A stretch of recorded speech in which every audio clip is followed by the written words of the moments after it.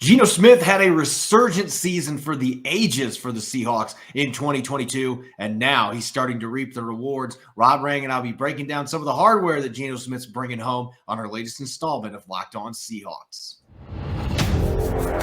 You are Locked On Seahawks, your daily Seattle Seahawks podcast. Part of the Locked On Podcast Network, your team every day.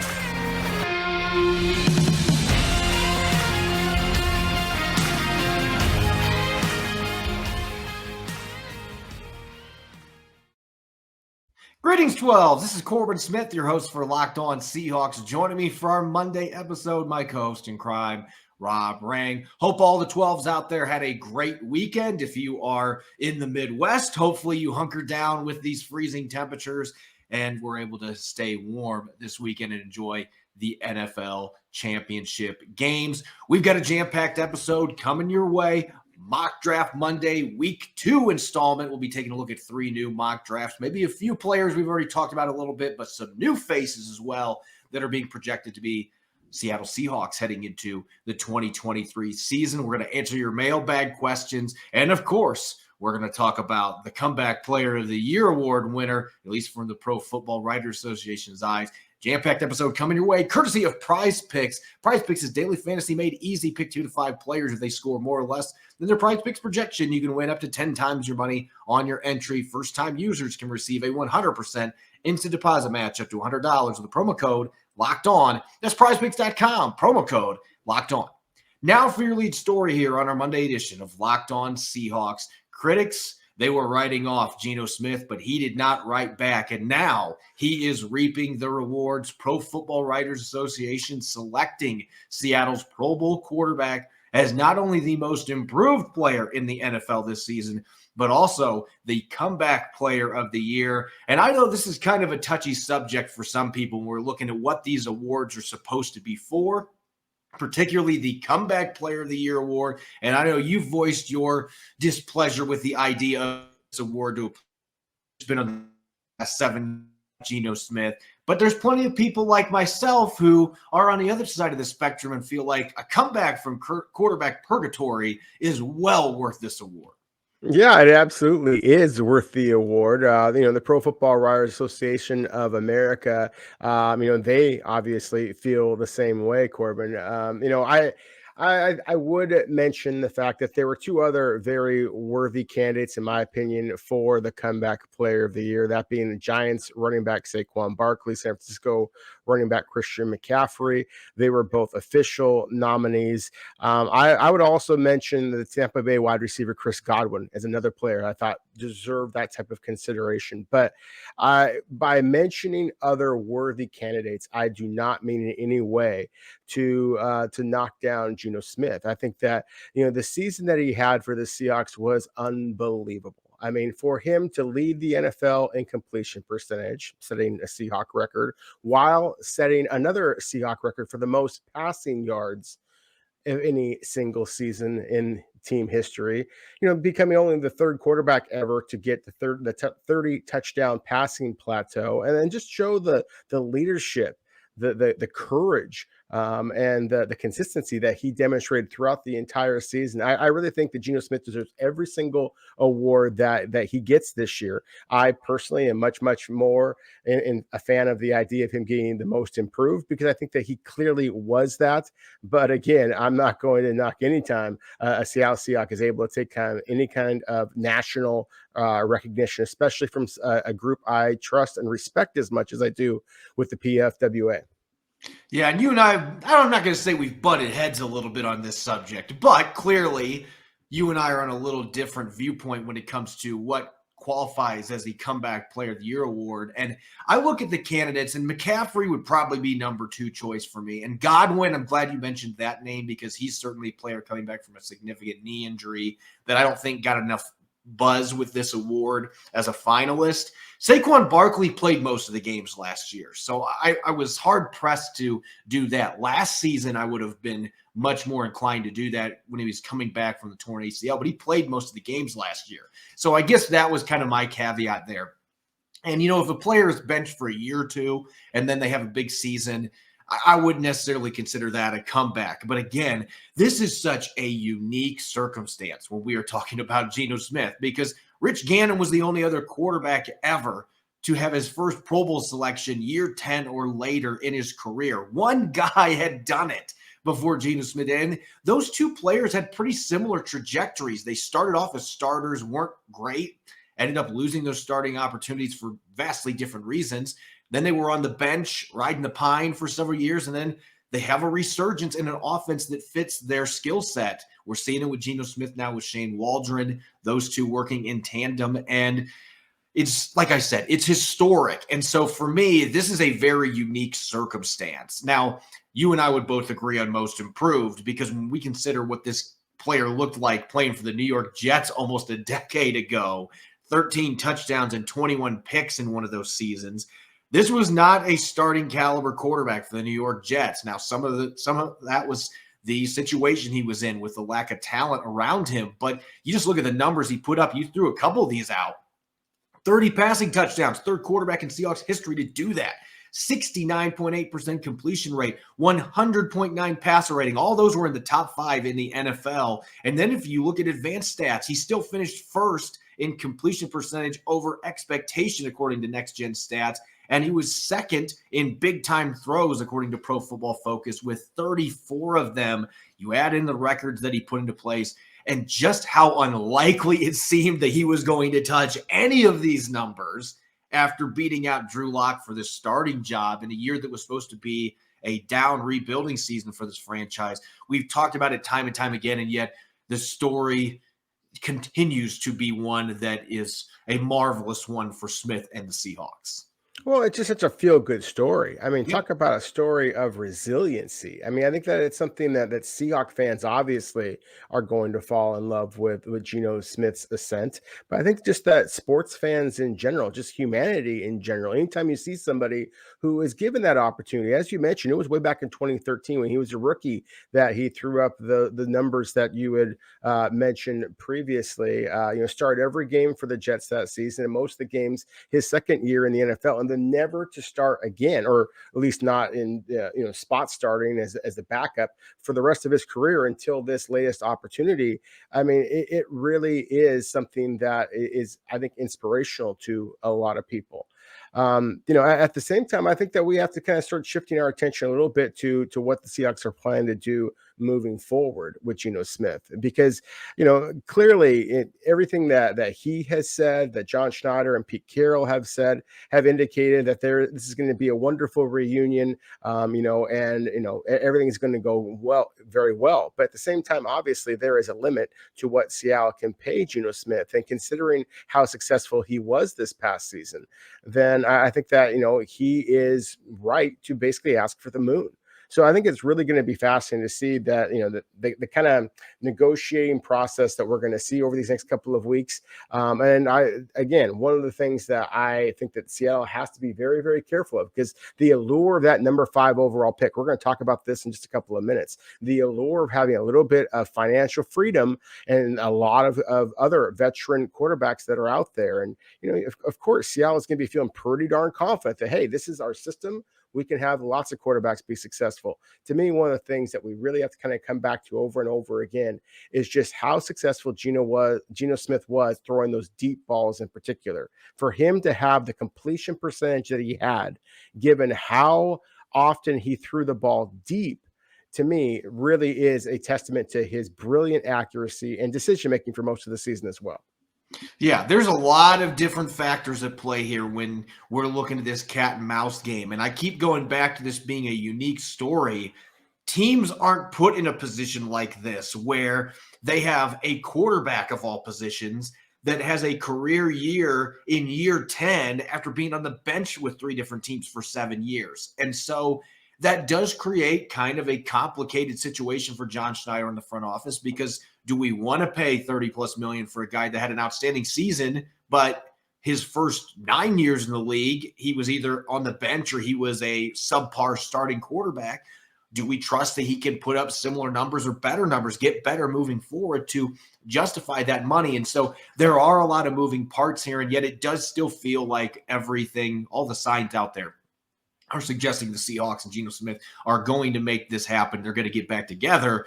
Does that mean that he's going to be the starting quarterback beyond 2023? That's debatable because it depends what the Seahawks decide to do with those 2 first-round picks that they have, and they could have some assets next year if they move up and down the board, maybe get another first-round pick for next season. Who knows what ends up happening here? But they've got a lot of options, and they're going to have to do their due diligence on all of them. But certainly Geno Smith has earned that contract, and now he's got a couple more things to put on his resume that should help him make a little bit more money going into free agency in March. Coming up next, we're going to tackle your questions. Our Monday mailbag segment will answer as many as we can here on our Monday edition of Locked On Seahawks. This episode is brought your way by Prize Picks. With Super Bowl coming up in 2 weeks, I like A.J. Brown to snag a touchdown against the Chiefs. That might not seem like a bold leap, but with Prize Picks, it's easy to play daily fantasy and put those entries to the test. Pick 2 to 6 players, and they score more or less than their Prize Picks projection. You can win up to 25 times your money on any entry. No competing against other people. It's just you versus the projections available. And Prize Picks offers projections on any sport that you watch, whether that's the NFL, NBA, MLB, boxing, even disc golf. Entries can be made in 60 seconds or less. It's that easy with safe and fast withdrawals. It's currently operational in over 30 states as well as Canada. Download the Prize Picks app or go to prizepicks.com to sign up and play daily fantasy sports. First-time users can receive a 100% instant deposit match up to $100 with the promo code Locked On. If you deposit $100, Prize Picks will give you $100. Don't forget to enter the promo code Locked On at sign up for an instant deposit match up to $100.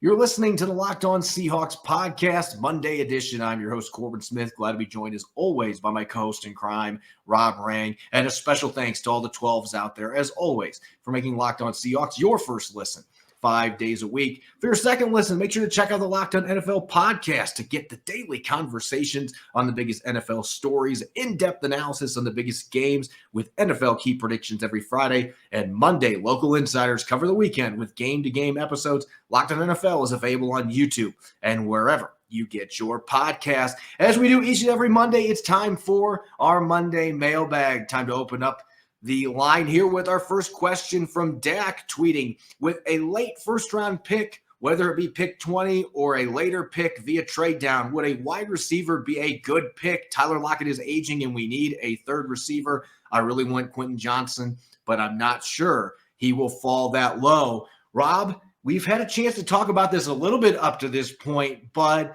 this does feel like a position that's kind of under the radar in terms of being a first-round selection for the Seahawks. Yeah, I understand that rationale. And I absolutely love the talent that Quentin Johnston is, the wide receiver from TCU. In my opinion, he should be the very first receiver off the board. And so if he is available at 20 or in a possible trade down scenario, sure, I think that you have to consider him, just because, again, I think that at that point he would be a potential steal. But at the same time, I really believe that where Seattle needs to improve is in the trenches. I think that every single move that they make this year, other than making sure you get yourself to the quarterback, it needs to be building up their trenches. So unless Seattle makes some significant improvements in free agency, trade, or with that number 5 overall selection, then I really think that they should be looking for another big man, whether it be on the offensive or defensive lines, with that second first-round pick this year. Our next question coming from Curtis Eastwood. How do the Seahawks sign Geno Smith and replicate the Eagles' front seven for 2023? Well, that is the golden question, because as we've talked about in the show a little bit, Rob, with the Seahawks having to potentially pay $30+ million to re-sign Geno Smith, and that is a very large chunk of the remaining cap space that they currently are estimated to have. And so it does create that issue where you don't have the financial flexibility to go out and get some of those defensive tackles maybe that might be available. There are a few guys the Eagles might not be able to re-sign off their own defensive line that are going to be hitting the free agent market. But do the Seahawks have the financial capital with Geno Smith under contract to be able to do that?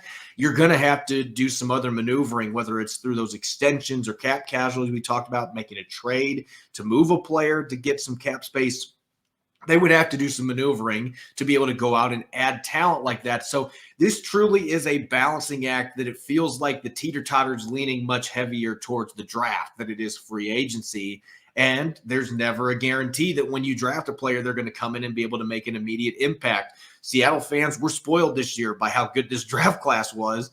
But we've seen other draft classes where rookie classes have come in and they've gotten very little from the group overall in the first season. So you don't know if one of those big trench players is going to come in and make an impact early. You're hoping that they do, but that's the position you are in when you pay a quarterback big money. You have to build your roster year in, year out, continually cycling in players, first-year players, rookies, and hoping that they are able to fill the void because there's only so much money to go around. If Geno Smith isn't re-signed and they have a cheaper quarterback option or they have a rookie at quarterback, that does open up a lot more money to try to bolster the roster around that player. So it really is a balancing act. And like I said, if you have Geno Smith under contract for the money we're projecting he's going to be getting, you're going to have to lean a lot more towards the draft to try to fill that gap. And that's not necessarily what the Philadelphia Eagles did. So trying to replicate their 2023 front seven, that's going to be easier said than done with the lack of resources, especially if Geno Smith is under contract. That's just the reality of roster building, and that's why John Schneider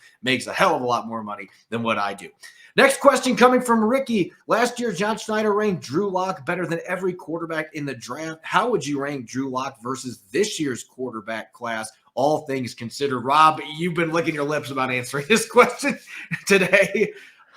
Yeah, I think that I would agree with how John Schneider ranked the quarterbacks in this last year's draft, at least according to our listener, and because that's the way I ranked it as well. I really thought that if Drew Lock had been available in last year's draft, that he would have been a first-round pick. Of course, the only quarterback that wound up going the first round last year was Kenny Pickett, and we saw some of the flashes with the Steelers in his rookie season.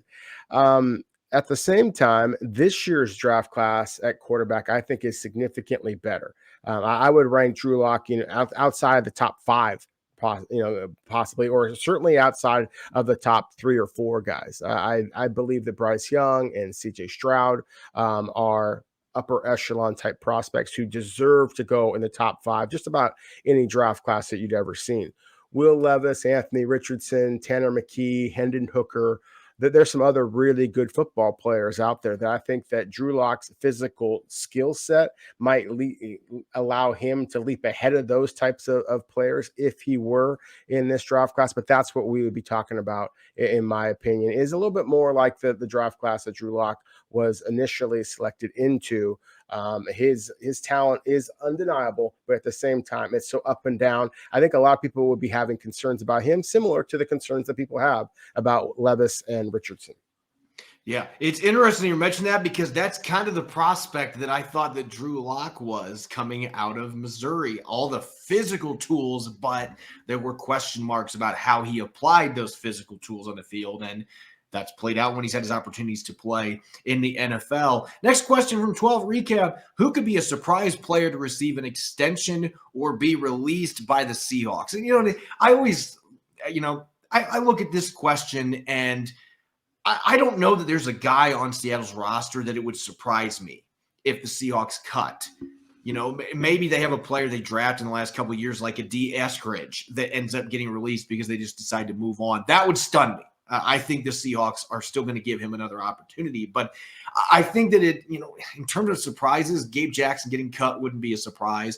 The defensive linemen that we've talked about, Shelby Harris, Quentin Jefferson, those players that you can open up cap space with, they're veterans. None of those would be surprising. I guess if I was going to go out on a limb and say something really surprising, it would be a post-June 1st designation with a failed physical for Jamal Adams. And I don't think that's going to happen, but because he's coming off of a severe injury, he's had multiple injuries the last couple of years, and a torn quad tendon, that could be really difficult to come back from in general in any sport, let alone football.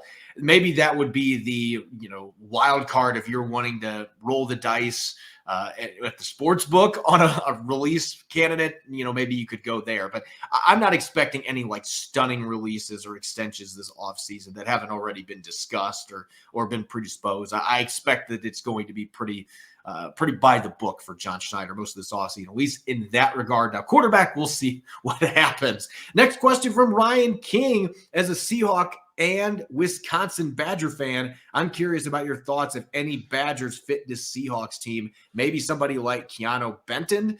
This is an interesting player that he just threw out there, but Wisconsin's not coming off a great season. And I don't know where you stand on this, but I only have a couple players down on my list from Wisconsin that I'm looking at as potential targets for the Seahawks this year. Yeah, there was three players that immediately kind of jumped in my head.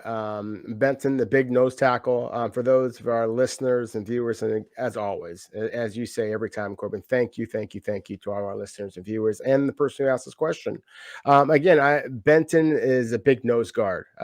He's a 6'3", 330 kind of a guy in the middle, and so you love that size and power. I think that's critical for the Seahawks to get that. Get bigger along the trenches. So I think that he makes some sense.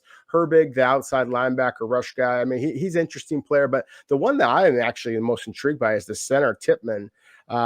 Joe Tippmann is, he's a massive man. Now, of course, Corbin, you know me. I mean, I've been pounding the table for Seattle to draft a center. It seems like every year. But Tippmann is particularly intriguing in that he's massive. And this guy's like 6'5", 6'6", 315 pounds, and yet he can move. He is very quick out of his stance. He gets out and pulls and can actually run. I mean, he's going to surprise people in his workouts. I think he's going to go a lot higher than people think that he may wind up going.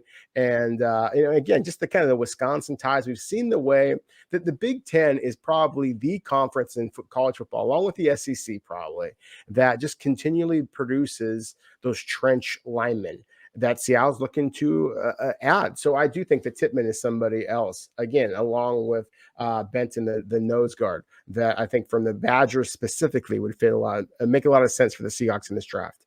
Last question here that we've got coming from Jeff B. Is Drew Sanders a good prospect for Seattle to draft? So Drew Sanders is a linebacker that started at Alabama, ended up going to Arkansas. This is something that didn't used to happen very much, Rob. You didn't see SEC elite players go from Alabama to other SEC schools very much.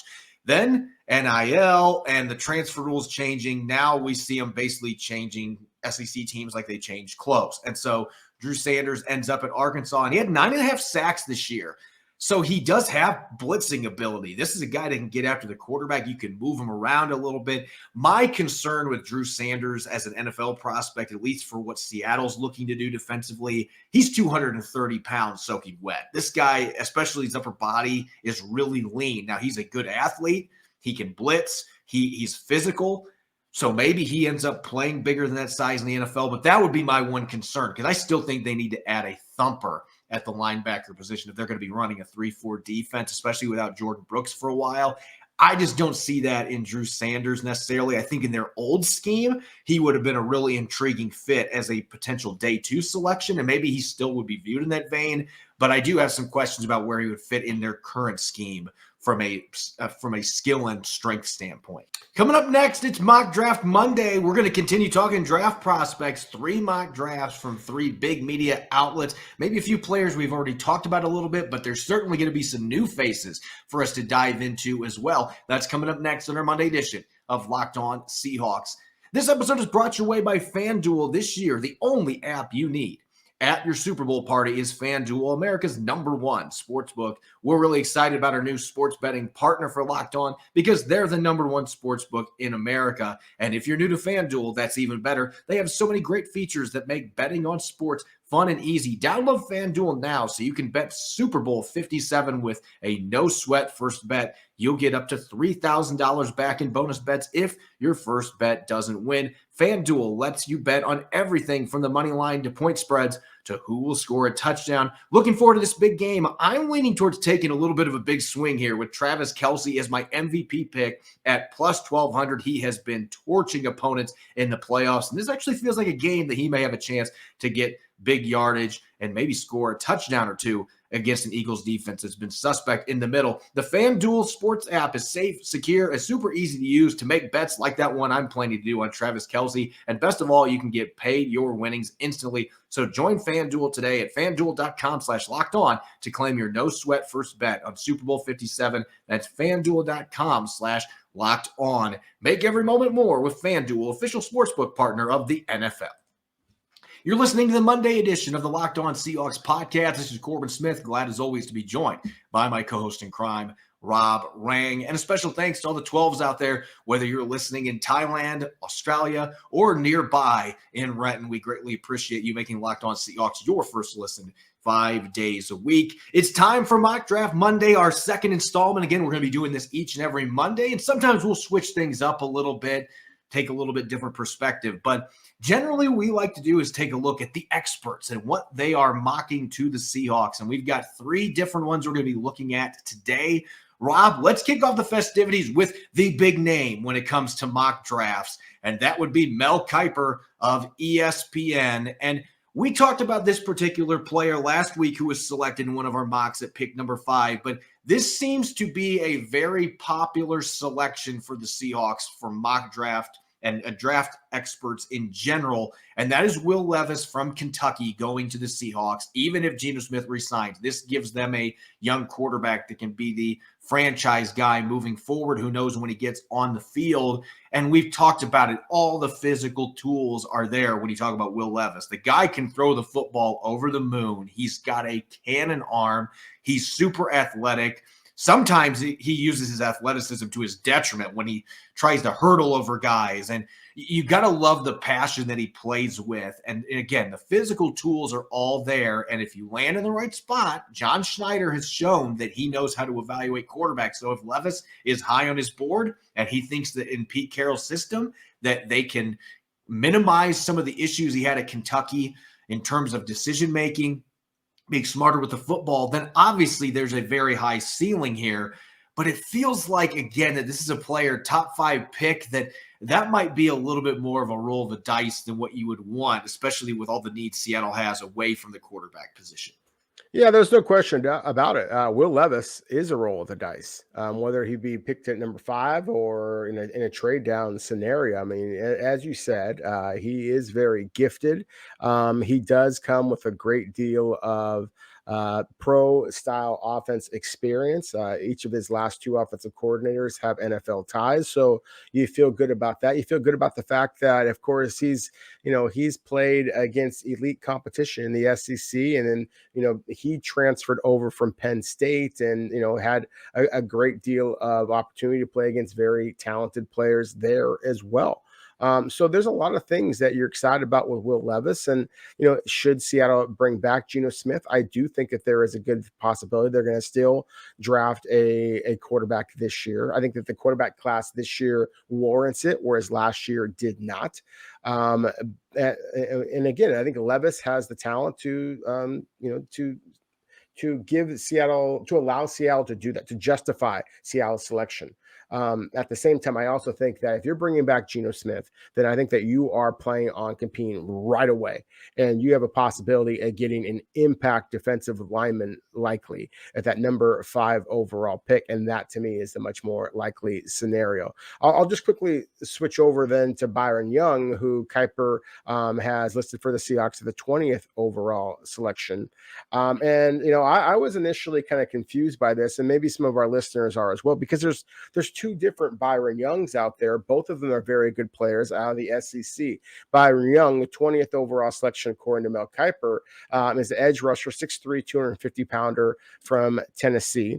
And he reminds me a little bit, not just obviously the fact that they both play at the same program at Tennessee as Daryl Taylor, but actually in a way even more with Boye Mafe, in that he is powerful at the point of attack. He is not quite as quick and elusive off of the edge, but still, I just have a hard time with that selection, because to me, I like what Seattle has at edge rusher. But at the same time, again, I have real concerns about the interior of the offensive and defensive lines. And so again, for Seattle to end their first round of the 2023 draft as the great Mel Kiper Jr. has projected here, I just feel like Seattle would basically be lacking that interior presence that I really think is the biggest area of concern for this club. This feels to me like Mel Kiper Jr. is trying to get ahead.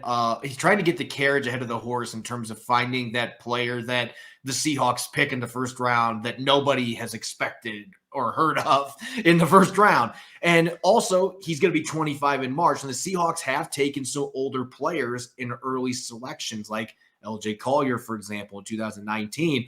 But last year was a change of the guard where they were going after some younger early entrants in the draft at a number of different positions. And so maybe they've bucked that trend now going into this draft. But I look at Young as a player. You got 7.5 sacks from him this year, double-digit tackles for loss. He was a productive player in the SEC, and different, like you think he would be Mafe than Darrell Taylor. He is a thicker, stronger looking player, and he can hold up at the point of attack better than what Darrell Taylor did. I don't see the same twitch, though, that Taylor brings to the table. It just feels like it's a little bit of a redundant body type for the Seahawks with the players that they already have off the edge. And we've talked about there's a number of prospects in this draft that are more in that 270 to 280-pound range.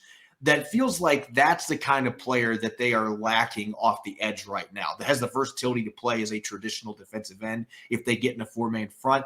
They don't have that guy on the roster right now. They've got numerous 240 to 255-pound guys that can play that edge position and are solid players. So, again, this feels like a redundant pick to me, especially for a player that's going to be 25 in March. I don't know how much better he's going to get. Oh, by the way, he has 2 years of experience beyond junior college, too. So he's going to be a 25-year-old coming into the league that, even though he's played elite competition for 2 years, that's it. He doesn't have extensive SEC experience beyond that point. So I do have question marks about that one. Looking at our next mock draft, this one from Trevor Sikkema of Pro Football Focus. And this is another player that has been a very popular pick for the Seahawks. We talked about him a little bit last week. I mentioned the 275-pound edge rushing options.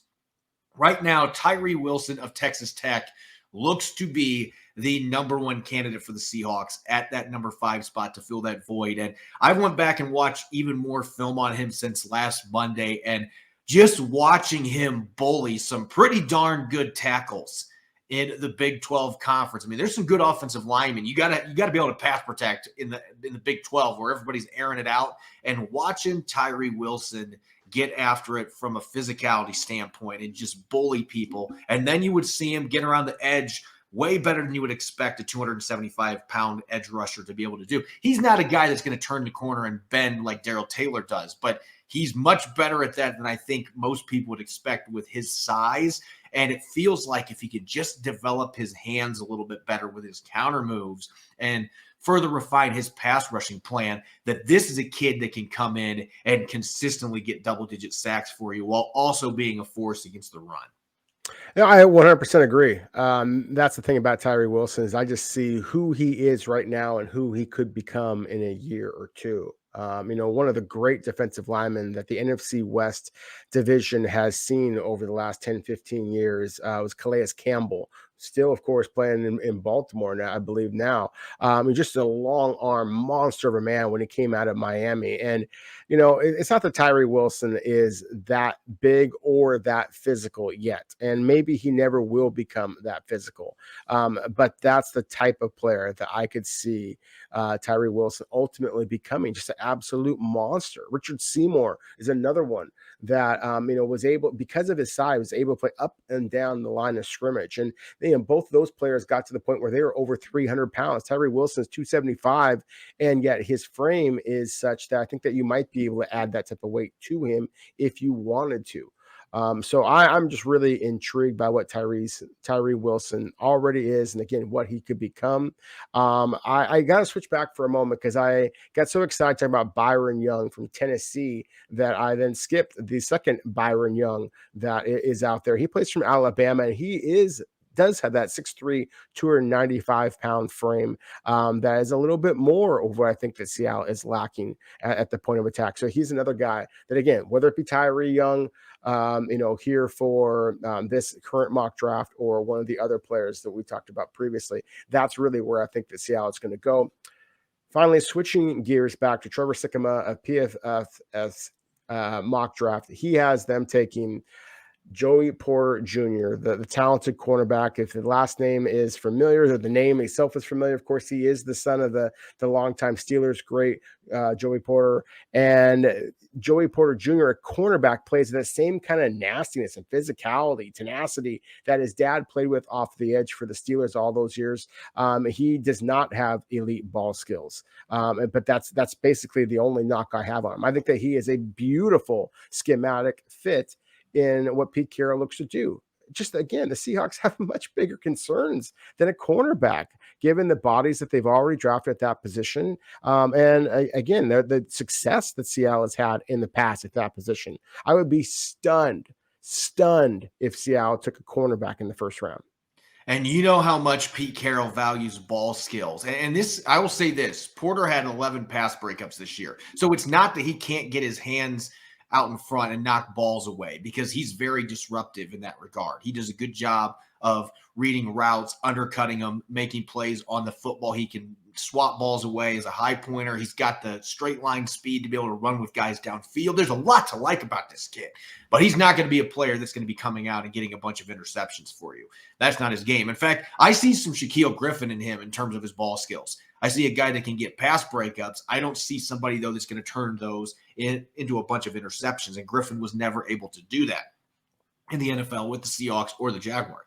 And so I see some similarities in that regard, but he is a physical player. He'll come up and smack you. He plays really tight press coverage, is really effective at doing that. So again, he checks off most of the boxes. I don't see him at number 20 for the Seahawks. And our last one real quick, this one coming from Josh Edwards at CBS Sports. We've talked so much about Jalen Carter on this podcast already because, of course, he is one of the elite players in this draft class. And there's been plenty of discussion from our listeners saying he's not going to be there at number 5. But this is a quarterback-driven league. And if Will Levis is getting top 5 buzz, CJ Stroud is, Bryce Young is, those 3 go in the first 5 picks, you're going to get a chance at one of those 2 blue chippers in either Will Anderson or, in this case, Jalen Carter, who would check off so many boxes for the Seahawks. A disruptive interior defender with great athleticism. He can win as a 1-gapper and a 2-gapper. He can be nasty working against double teams.